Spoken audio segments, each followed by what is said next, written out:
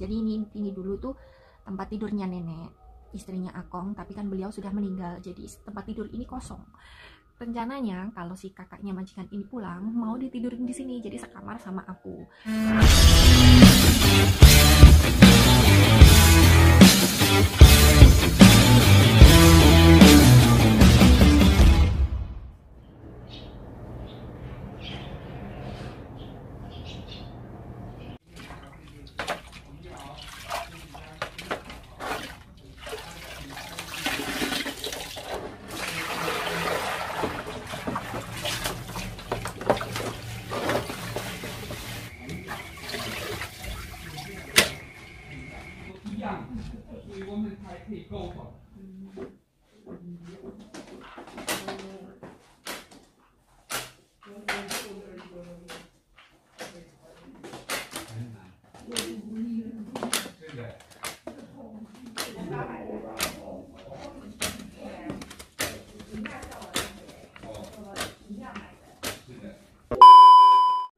Halo, assalamualaikum warahmatullahi wabarakatuh. Niman hao ma.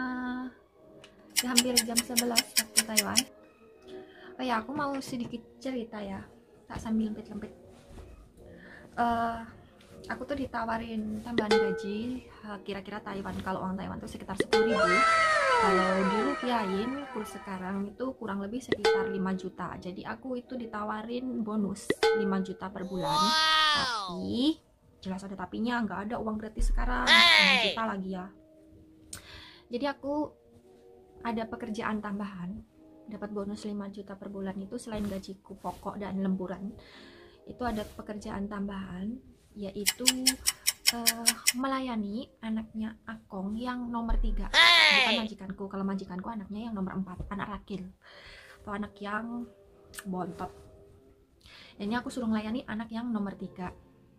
Anak yang nomor 3 ini ada kebutuhan khusus ya, berkebutuhan khusus. Jadi enggak kayak kita gini normal gini, enggak. Orangnya itu maaf, cacat dari lahir. Kurang tahu juga sih cacat dari lahir atau sakit terus kemudian jadi kayak gitu. Tapi katanya Akong dulu itu cacat dari kecil gitu, nggak bilang dari lahir. Nah, orangnya itu dulunya itu ada yang jaga, yaitu Kanhu atau orang Taiwan. Datangnya tuh setiap 1 minggu 3 kali, hari Senin, Rabu, sama Jumat. Itu tugasnya itu mandiin, bersihin kamar dia, bikinin sarapan, dan ya seperti itulah. Tapi karena dianya itu ya namanya juga orang nggak normal ya, sering marah-marah ketika Kanhunya itu datang. Terus Kanhunya itu kan ya takut kalau dipukul atau kayak gimana gitu, soalnya ya orang gitu deh. Terus akhirnya nggak mau datang lagi, karena setiap kali dia datang waktu bantuin mandi itu dianya selalu marah-marah, lalu banting pintu dan pintunya dikunci. Terus kemudian Kanhunya kan nggak datang lagi ya, karena dia Kanhunya nggak datang, dia itu nggak pernah mandi. Jadi baunya itu kalau dia keluar kamarnya tuh di lantai 2, aku di lantai 1. Kalau dia keluar kamar itu walaupun aku di dapur atau walaupun aku di luar, itu baunya ampun banget. Bau campur antara pipisnya sama bau badan, karena dia pipis kan nggak bisa bersihin sendiri, jadinya kadang itu dia tuh jalannya lambat dari kamarnya ke kamar mandi itu mungkin nggak keburu ya, jadi seringnya itu pipis di celana gitu, dan dia nggak mau ganti baju, nggak mau ganti celana, jadinya ya baunya itu gitu ya.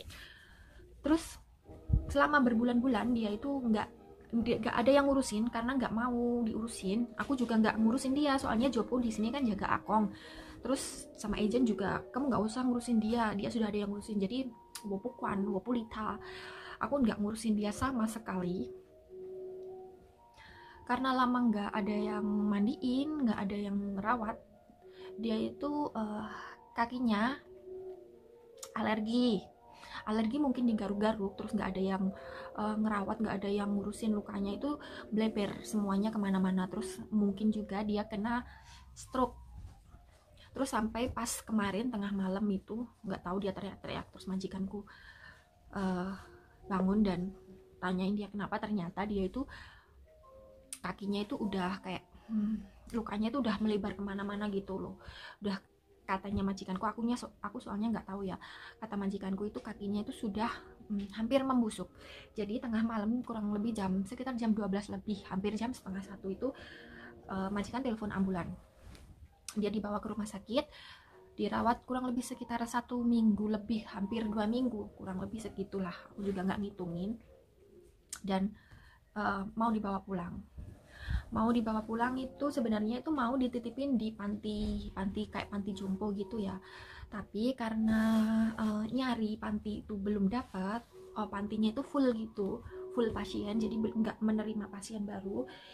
Itu majikan bingung kan, sudah waktunya keluar dari rumah sakit tapi belum dapat panti. Terus pas malam kurang lebih sekitar jam 10 kemarin itu majikan ngomong sama saya, ada masalah yang harus dibicarakan sama saya gitu kan, nunggu akunya tidur. Terus majikan tuh bicara, ngomong sama saya tentang kondisinya si kakaknya itu tadi. Kemudian beliau bilang gini, kalau dia pulang mau ditidurin di sini. Jadi ini dulu tuh tempat tidurnya nenek, istrinya Akong, tapi kan beliau sudah meninggal, jadi tempat tidur ini kosong. Rencananya kalau si kakaknya majikan ini pulang mau ditidurin di sini, jadi sekamar sama aku.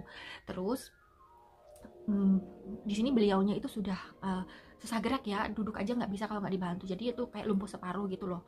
Terus aku disuruh melayani dia, mulai dari makan, mandiin, buang air kecil air besarnya ya gitu deh. Nah, namanya juga orang lumpuh, pokoknya merawat dia.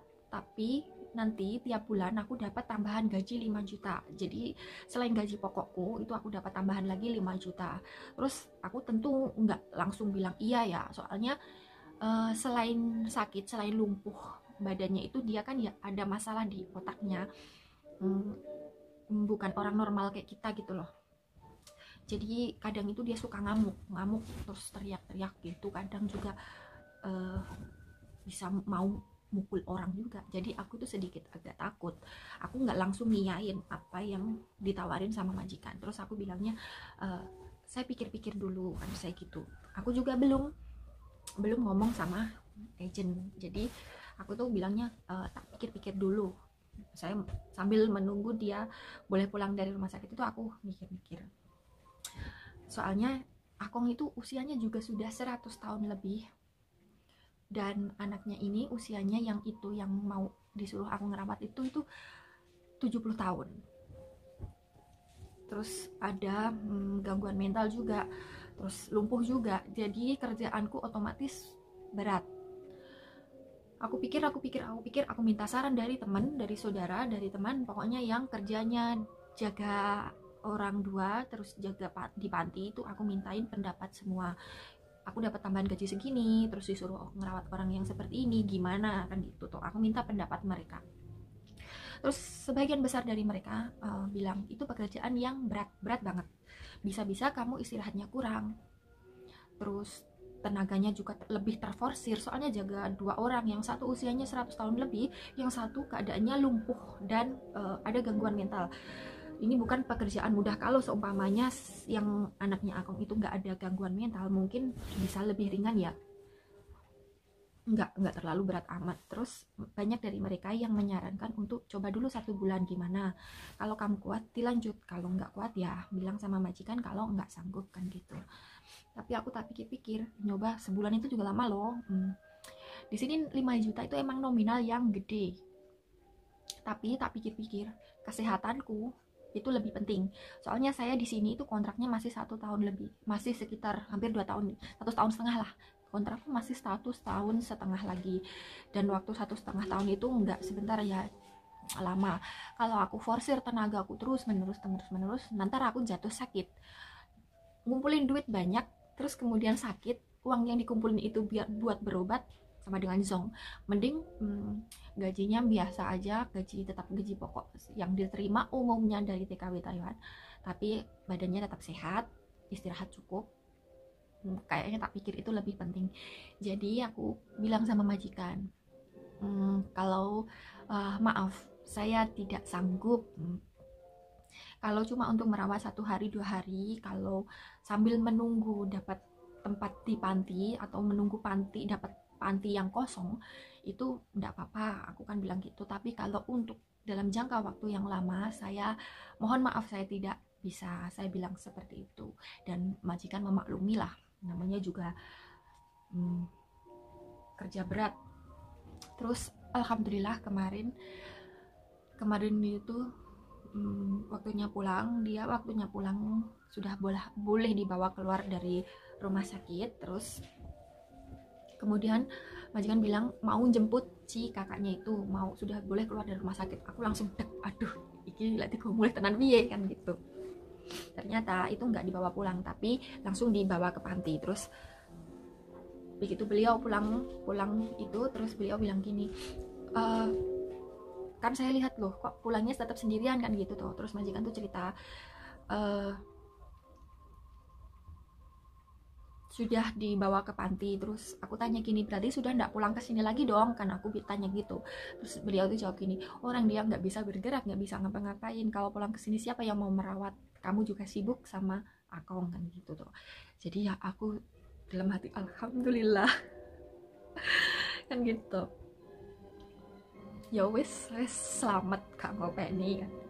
Tetap fokus sama Akongnya, walaupun gajinya nggak seberapa, nggak dapat tambahan 5 juta, tapi istirahatnya cukup, badan tetap sehat, itu sudah alhamdulillah banget. Sekarang beliaunya sudah sekitar hampir 1 minggu ada di panti itu. Jadi majikan setiap hari itu nengokin, kadang pagi kadang sore, itu tiap hari nengokin gimana keadaannya di sana, dia itu sering ngamuk-ngamuk atau enggak.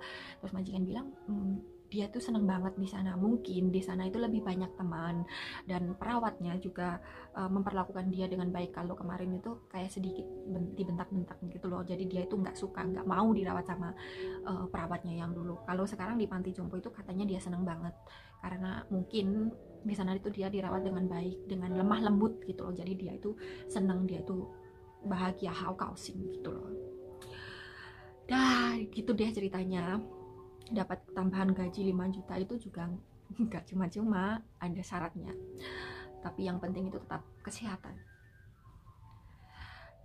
Oke, terima kasih sudah menyimak video saya. Jangan lupa like, komen, dan subscribe biar aku lebih semangat bikin videonya, video nggak jelas, video gabut kayak gini ya. Mohon maaf. Terima kasih. Wassalamualaikum warahmatullahi wabarakatuh. Salam santun TKW Taiwan. Bye, see you next video.